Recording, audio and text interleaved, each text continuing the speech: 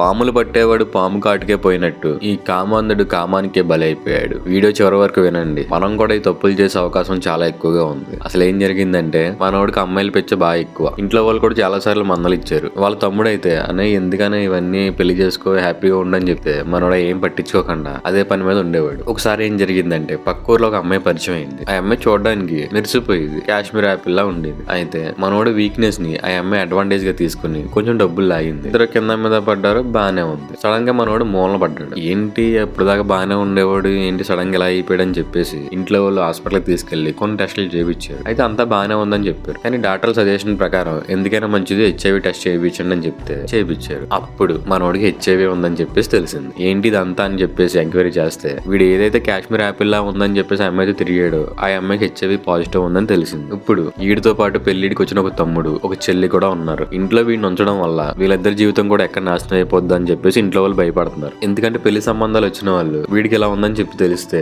ఇంట్లో ఉన్న వాళ్ళందరూ కూడా ఉందని చెప్పేసి అనుకుంటారని భయపడి ఏం చేయాలో దిక్కు తోచని పరిస్థితిలో వీళ్ళ ఇంట్లో వాళ్ళందరూ ఉన్నారు. ఇప్పుడు మనం అసలు ఏం చేయాలి, వాళ్ళ ఇంట్లో వాళ్ళు ఏం నిర్ణయం తీసుకోవాలి కామెంట్ లో రాయండి. అలాగే మీ ఫ్రెండ్స్ లో కూడా కామంతో కళ్ళు మూసిపోయే వాళ్ళు ఉంటారు కదా, ఆడికి ఈ వీడియో షేర్ చేయండి. పైకి నిగనిగలాడిపోయిన ప్రతి పండు మంచిది కాదు, అందులో పుచ్చులు కూడా ఉంటాయి, జాగ్రత్తగా ఉండండి, రన్అట్ అవద్దని చెప్పండి. మంచిది.